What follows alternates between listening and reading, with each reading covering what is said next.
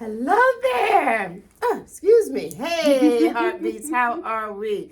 All right, just a little froggy here, but we are here for another special episode. Yes, yes, yes. I am so excited to introduce to you another special friend of mine, and she is a yoga trauma therapist.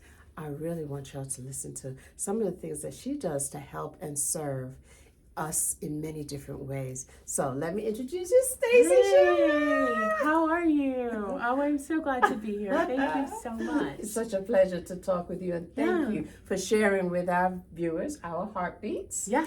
And tell us a little bit more on trauma yoga and what does that mean, and how did you get started? Yeah. So, how I got, let's see, let me go back to how I got started because it's, I went to art school and then I thought, well, maybe I'll go to school for art therapy. But that was kind of a big reach for me. I'd have to go way out of state and blah, blah, blah. Okay. So I stayed here in Georgia and I did a master's in recreation therapy. And so I was doing recreation therapy for a long time and I needed to find something for my own stress relief. So I started taking yoga. Okay. And the long and the short of it is that I did my yoga teacher training for my 40th birthday as a gift to myself. And I knew I wanted to be something beyond the average yoga teacher. Yes, yes. And so I found yoga therapy. I found that I could work with people more one-on-one and we could look at issues from the lens of yoga. So we could look at anxiety and depression and physical mobility, all the things I was doing working in physical rehab, in recreation therapy, but I was doing it through the lens of yoga with people who were more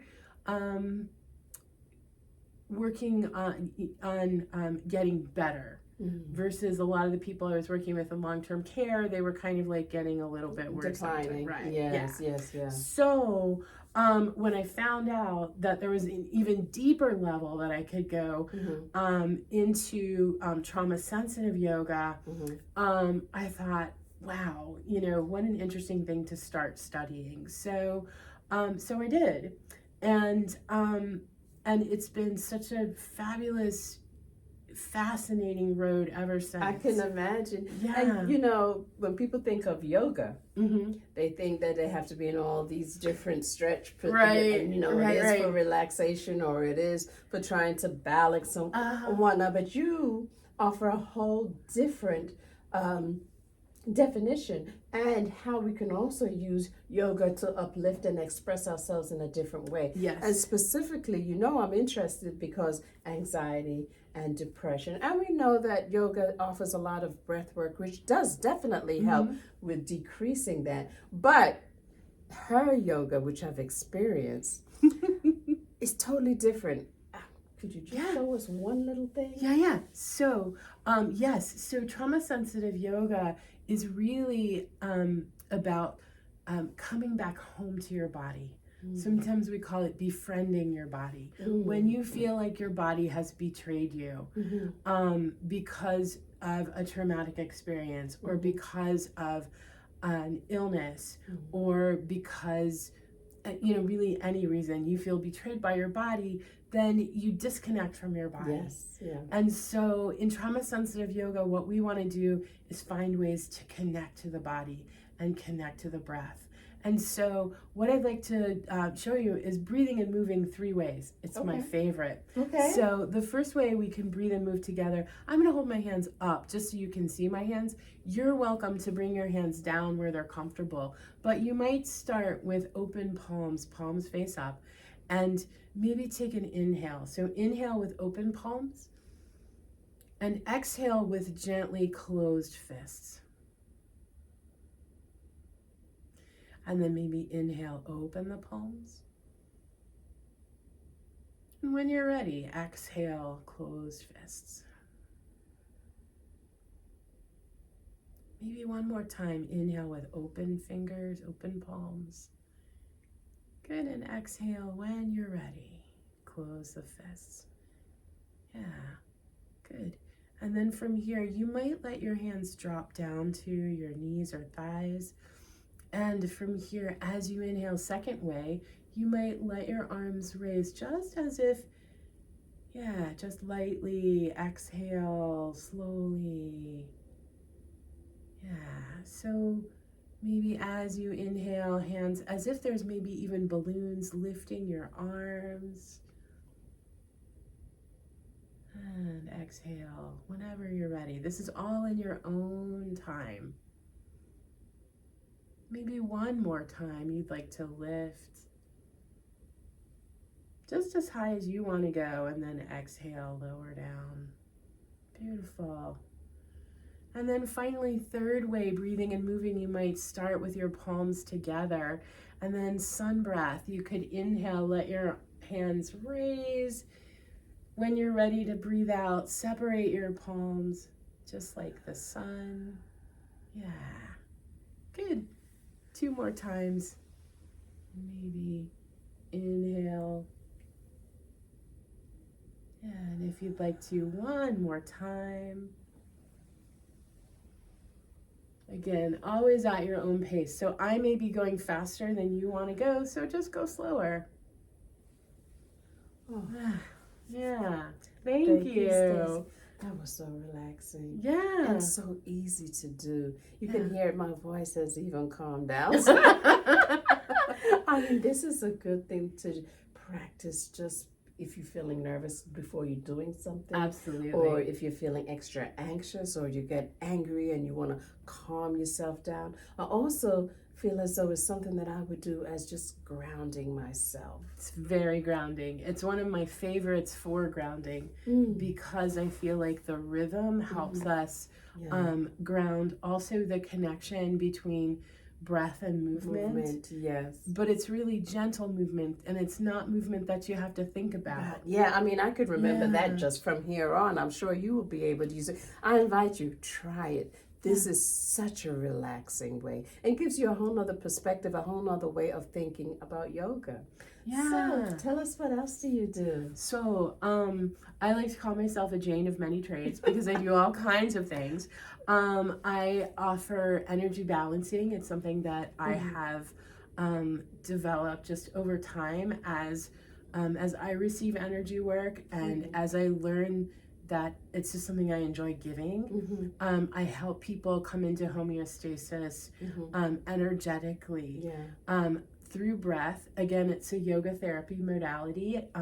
You lay on a massage table fully clothed. There's no lotions or oils involved. And you're in a yoga pose called Shavasana, resting form. So knees are supported, your head is supported. And then I use my hands to gently guide the energy through your body. So that's one thing that I do. And what type of person would that be most helpful for? So energy balancing is really for anybody who's feeling that they're not grounded, they're not connected. Maybe they feel disconnected from their body. Maybe they feel disconnected from their community. Maybe they feel like they're not grounded. Sometimes when I'm not grounded, I feel like my feet don't really touch the floor, even though my feet are on the floor. But no, I know what you mean. I mean, even disconnected from yourself, because I recently had a client and that's what she told me. I feel so disconnected. So this is some things that would really help. Disconnected from her reality and the things that she wanted and the things that she felt as though she needed, but she didn't know how. And I call it a head and heart connection. There's a separation between what she's been thinking and what she's been feeling, and she wants to connect that back. So that's what I was feeling when she said that she was disconnected. But I feel like this type of therapy will be very helpful in conjunction with what I do. Absolutely. It's also energy balancing is great for anyone who feels depleted, where they feel like they've been giving out a lot of energy and it's not being returned to them. For those who have been very overwhelmed, and it may be maybe they were had to be working burned out at work, Yeah. right? Or maybe they're the head of the family and everyone has been dumping on, or maybe they're just one of those people who give too much and receive too little and haven't learned to balance that out. And so in conjunction with other type of coaching, this is very helpful. Absolutely. Yeah. So tell me, what else do you do, Miss Jane of all trades? Well, my most recent experience was with you. I did my hypnosis certification, and that has been just such a wonderful, wonderful experience, and something that I just treasure. I've had so much fun working with my new clients, and also being able to offer hypnosis as another modality for my regular clients. And they're taking me up on it. I heard that you had some success stories. Yeah. Thank you. So tell the Heartbeats, how can they get in contact with you? Absolutely. So please get in touch with me. You can find me on the web, www.curvyyogini.com. Oh, I love that name. Curvy Yogini. That's CurvyYogini.com, Curvy Yogini. And I'm also, if you're interested in trauma sensitive work, I'm tsyAtlanta.com. Now that's easy to remember. Yeah, TSY at yoga.com. TSYAtlanta.com. And you can also reach me easily, TSY at Atlanta@gmail.com. So you've got that. Atlanta. Got it. Yeah. You've got that too. So I'd love to hear from you. We are so excited. I hope you enjoyed talking with Stacy as much. And you got to come and check out her space. And also definitely when you're feeling like you're disconnected, like you need some balance, you need some energy, you got to check out Stacy. She has some other treasures that you don't even know about. You got to check her out for sure. Thank you so much, Stacy. We appreciate you. Oh, I appreciate you. So good to meet all of you. Stay in touch.